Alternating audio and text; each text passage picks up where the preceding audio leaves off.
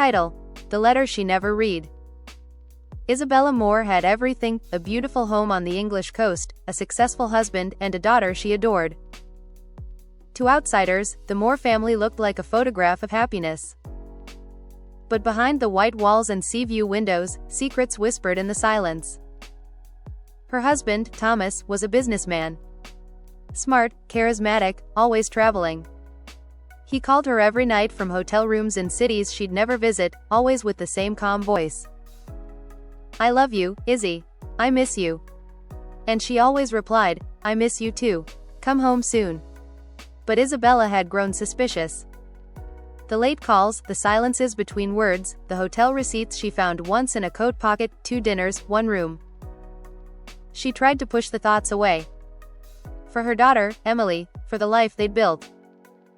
But when she saw him in town one afternoon, his hand brushing the back of a woman with red lipstick and a laugh too loud, something in her cracked. She didn't confront him, not yet. Instead, she started collecting pieces. She followed him once, from the airport to a cottage in the countryside. There he was, kissing her, the red lipstick woman. Laughing, holding her as if Isabella had never existed. But it wasn't just betrayal, it was replacement. One evening, Isabella found an old wooden box in their attic. Inside were letters, dozens of them. Not from her, her name was Charlotte. And their affair had begun years ago. "Tom. I saw her today, she has no idea. I almost feel sorry for her. But I won't stop. Charlotte." That night, Isabella wrote her own letter. To Charlotte. "You can have him. But remember, thieves don't sleep soundly forever. She never sent it. Instead, she began planning. Thomas returned from another trip in late November. It was raining, and the fireplace glowed in their living room. Isabella greeted him with wine, a kiss on the cheek, and a smile he hadn't seen in months. "Everything okay?" he asked. "Perfect," she replied, "just perfect." That night, as he slept beside her, Isabella took the final step. She had hired a private investigator, and she had everything: photos, emails, calls. She packed them into a folder. The next morning, she filed for divorce. Quietly, strategically. By the time Thomas realized what was happening, half of his assets were frozen and the house was in her name. He called, he cried, he begged. "Izzy, I was stupid. It meant nothing. I was lost. You were found," she said, "just not by me." 6 months later, Isabella sat on the beach with Emily, watching the waves roll in. A letter was in her coat pocket. The one she never sent. She smiled. Charlotte got what she wanted. But Isabella got her freedom. Part 2. The Truth Beneath the Ashes. Months turned into a year. Isabella flourished in ways she never imagined. She renovated the house, started painting again, a passion she had abandoned for the sake of Thomas's business dinners and endless obligations. Emily was growing, too, stronger, wiser. She never asked where her father went, not after overhearing one painful argument that cracked the silence like glass. "Why did he lie to you?" Emily once asked. Isabella had only said, "Because some men mistake love for possession." One day, a letter arrived. It had no return address. "I never meant for you to get hurt. I didn't know how deep it went, how far he'd take it. You need to know, it wasn't just me. There were others.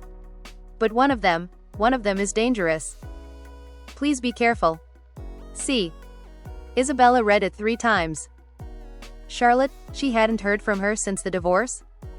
Had she written this? What did she mean, dangerous? That night, Isabella couldn't sleep. She remembered the dark cottage. The strange men Thomas sometimes met. The occasional offshore transfers she had ignored. Business, he'd said, clients. But now she wondered. 2 weeks later, someone broke into the house. They didn't steal anything, they moved things, drawers opened, jewelry boxes inspected. A painting torn from the wall. Papers scattered. The police said it was random. Isabella knew better. She checked her mailbox the next morning. Another letter. "They think you have something. Something he left behind. Check the painting, the red one. Burn it. Don't ask questions. She ran upstairs, the red painting. One she had painted herself after the divorce. Behind the frame, tucked in the wood, was a USB stick. Her hands trembled as she inserted it into her laptop.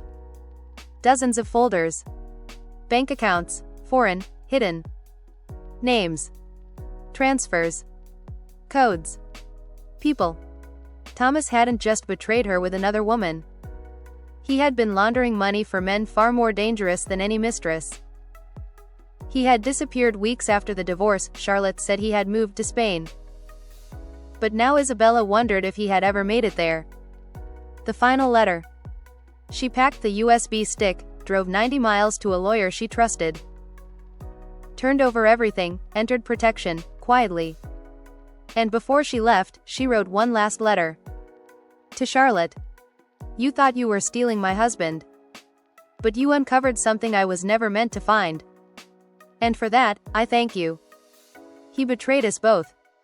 But I will not let his shadow define me. This is the last time I say his name. Goodbye. Isabella. Epilogue 3 years later. A gallery opened in Florence. At the center stood a large red painting, bold, abstract, full of fire. Its title? Resurrection. Isabella smiled behind her glass of wine. She was no longer a woman betrayed. She was a woman reborn.